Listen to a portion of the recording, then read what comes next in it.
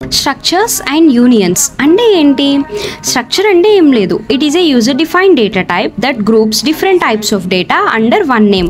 మనం అరేస్లో చూసాం కదా, డిఫరెంట్ టైప్స్ ఆఫ్ ఎలిమెంట్స్ని స్టోర్ చేసాం, కానీ అవన్నీ ఒకటే డేటా టైప్. ఇక్కడ స్ట్రక్చర్స్లో అయితే మనం మల్టిపుల్ డేటా టైప్స్ని స్టోర్ చేయొచ్చు, లైక్ ఇంట్, క్యార్, ఫ్లోట్, అండ్ అవన్నీ ఒకేసారి వాడుకోవచ్చు కూడా.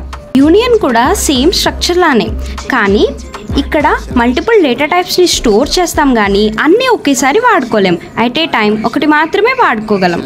సింపుల్ ఎగ్జాంపుల్, స్ట్రక్చర్ అనేది ఇమాజిన్ లైక్ ఏ లంచ్ బాక్స్. ఇక్కడ మనం రైస్, కర్రీ, కర్డ్, గీ ఇలా అన్నీ పట్టుకెళ్తాం, అన్నీ యూజ్ చేసుకుంటాం.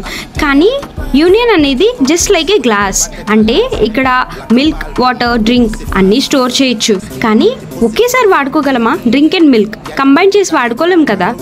స్ట్రక్చర్ యొక్క సింటాక్స్ ఏంటంటే, స్ట్రక్ట్ అని రాసి దెన్ స్ట్రక్చర్ నేమ్ రాస్తాం, దాని తర్వాత లైన్గా డేటా టైప్, తర్వాత మెంబర్. దీనికి కూడా సింటాక్స్ సేమే, స్ట్రక్ట్ అనే ప్లేస్లో యూనియన్ అని, తర్వాత యూనియన్ నేమ్ రాస్తాం.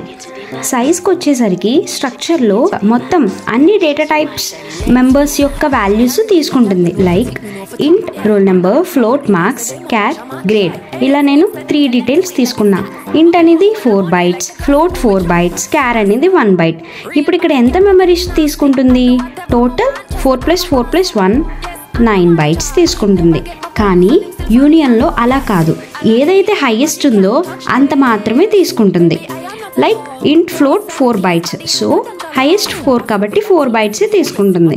ఇంకా స్ట్రక్చర్స్ అండ్ యూనియన్స్ గురించి డీటెయిల్ నోట్స్ కావాలి అంటే ఛానల్ని ఫాలో చేసి D15 అని కామెంట్ చేయండి, లింక్ మీడియంలో ఉంటుంది.